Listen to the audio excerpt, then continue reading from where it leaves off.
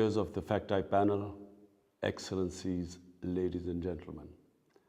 It is a pleasure to be invited to address this launch of the final report of the high-level panel on financial accountability, transparency and integrity.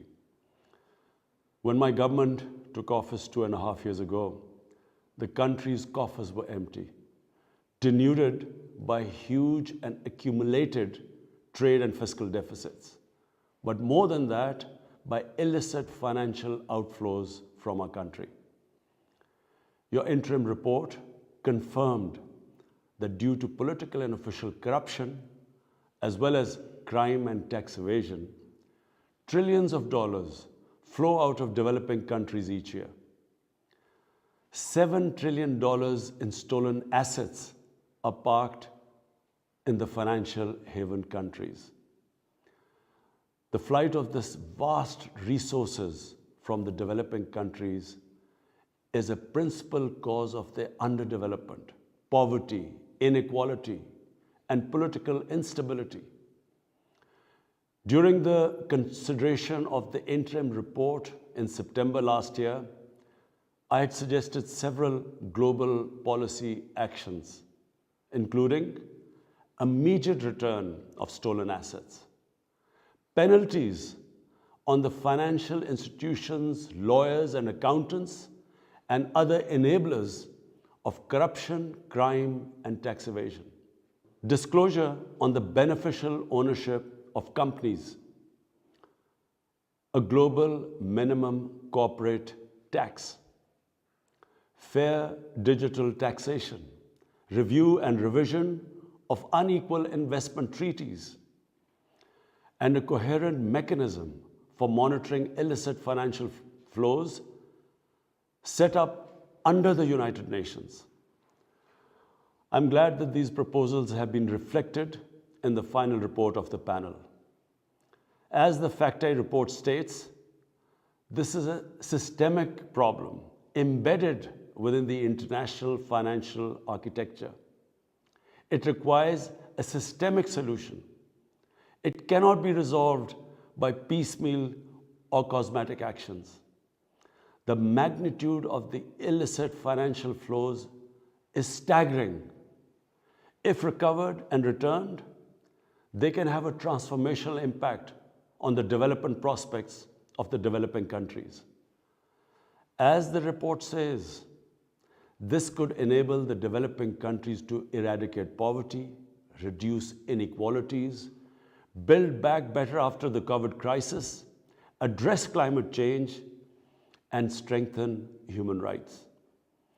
I endorse the 3-point plan proposed by the panel. 1, apply international values of honesty and integrity to all financial transactions. 2, strengthen policy frameworks. And 3, reform and reinforce the relevant institutions dealing with these illicit financial flows. These responses could form a part of global pact for financial integrity. National and cross-border financial transactions should be regulated under a value-based system encompassing accountability, transparency, legitimacy, fairness, inclusion, and equity.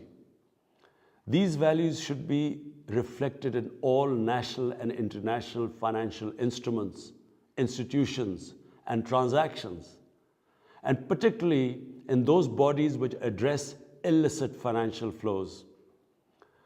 All such activities should conform to rules and standards that are compatible with and contribute to sustainable development. And global financial governance must improve.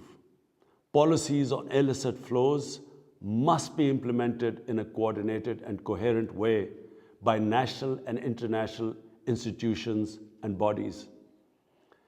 International bodies dealing with tax matters, corruption, and illicit financing should be inclusive and representative.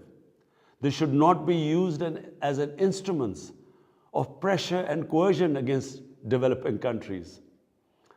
A global forum under the United Nations should coordinate all bodies dealing with technical, legal, and political aspects of illicit financial flows. It should incorporate a mechanism to adjudicate and mediate disputes on issues relating to illicit financial flows. Excellencies, it's now time to act on recommendations of the FACTI panel. Pakistan will be happy to join in proposing the adoption of FACTI panel report by the United Nations Economic and Social Council and the General Assembly. We must also take some quick, concrete actions. First, a commitment by haven countries to immediately and unconditionally return all foreign assets that are shown to be stolen or whose legitimacy cannot be explained. The OECD's proposal to freeze and return the unexplained assets of foreign politically exposed persons is worthy of consideration. Secondly, the UN should initiate several steps, including initiate negotiations on the new international tax cooperation and anti-money laundering legal instruments, like the Convention on Corruption. Adopt common principles identified by the FACTI panel that would apply to all financial transactions, and establish a UN coordination, adjudication, and mediation mechanism on illicit financial flows. Pakistan will work actively with all like-minded countries to realize these vital objectives. I thank you.